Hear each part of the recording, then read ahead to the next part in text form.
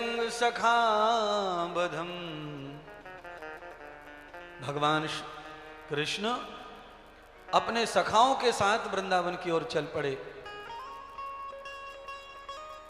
भगवान के 11 सखा, 10 सखा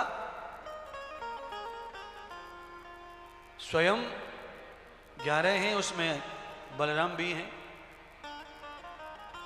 भगवान ने 9 मित्र बनाए बचपन में, और सभी मित्र कैसे भगवान के, जिनमें कोई न कोई एक कमी थी इंद्रियों की।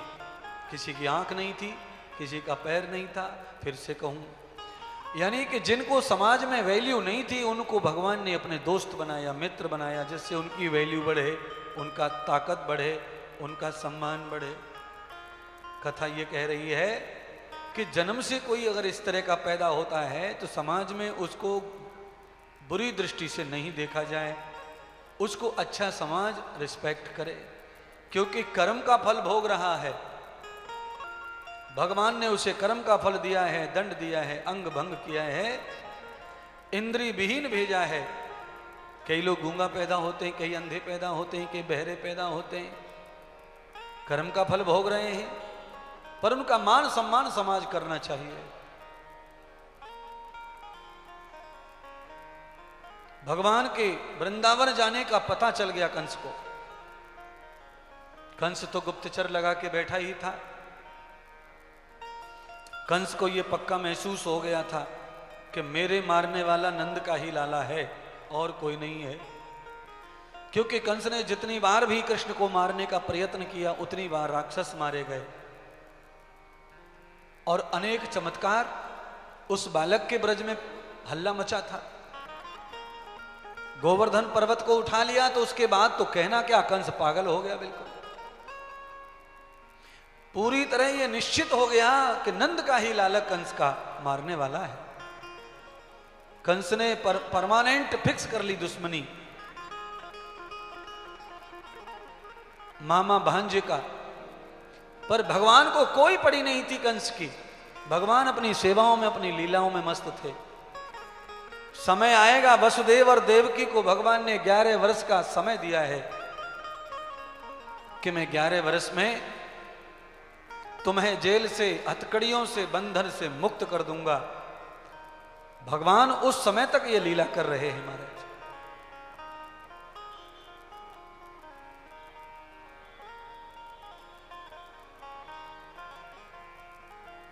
जैसे ही भगवान ब्रज के वृंदावन में पहुंचे,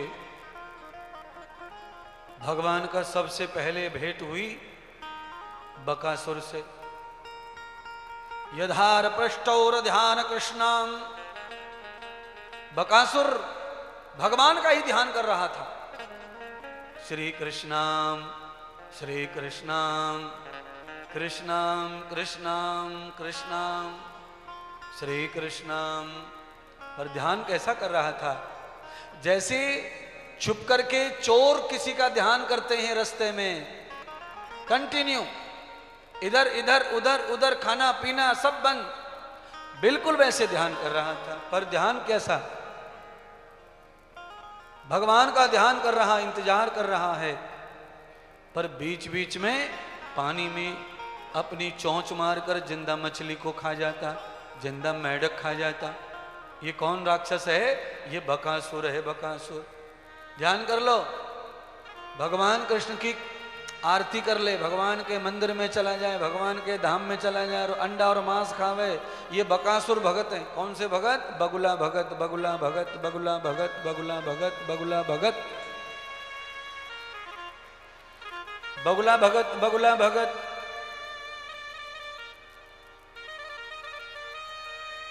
भागवत हो रही है, सम्मान से बुलाया, आ गए मंच पे, आरती हाथ में ले गई, आरती कर रहे हैं, और शाम को फिर अंडा ठोक रहे हैं, मांस ठोक रहे हैं। ये भगत तो हैं, पर कौन से वाले भगत हैं ये, बगुला भगत, बगुला भगत। महाराज फिर इनका क्या है, इनका कुछ होता है कि नहीं होता उद्धार वगैरह? तो देखो कथा सुनो, उद्धार होता है इनका। कैसा उद्धार होता है? इनमें घूसे पड़ते हैं, लात पड़ती हैं, यमलोक में ले जा करके इनको घसीट घसीट के पानी में डुबो डुबो के मारा जाता है। और आप जानते हैं, आग में डूब के मरना, पानी में डूब के मरना बहुत पीड़ा होती है। इसीलिए अंदर बाहर एक जैसे बन जाओ, दो प्रकार के मत बनो। हाँ, सबसे ज्यादा धोखा देता है कौन सा फल मालूम है आपको? तरबूजा। सबसे गद्दार है तरबूजा। क्यों? बाहर से तरबूजे का जो रंग है वो अंदर का समझने ही नहीं देता क्या होगा इसके अंदर। और सबसे ज्यादा ईमानदार जो फल है वो है खरबूजा।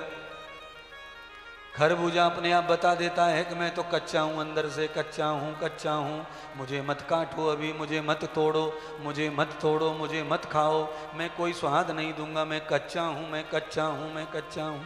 खरबूजा अपने आप कह देता है कि अब मैं खाने के लायक हूँ, मुझे खा लो, मुझे खा लो, मैं अंदर से पूरा पक चुका हूँ और मैंने स्वयं बिना चाकू के ही बेल को छोड़ दिया है, मुझे तोड़ने की भी जरूरत नहीं पड़ेगी। उर्वारुकमिव बंधनान मृत्युर्मोक्षेयमामृतात्, उर्वारुकमिव बंधनान मृत्युर्मोक्षेयमामृतात्, उर्वारुकमिव बंधनान मृत्युर्मोक्षेयमामृतात्। इंद्रदेव नाम है हमारा व्यासपीठ पर। हम कहीं से भी कुछ भी बोल लेंगे तुम्हारे को समझाने के लिए।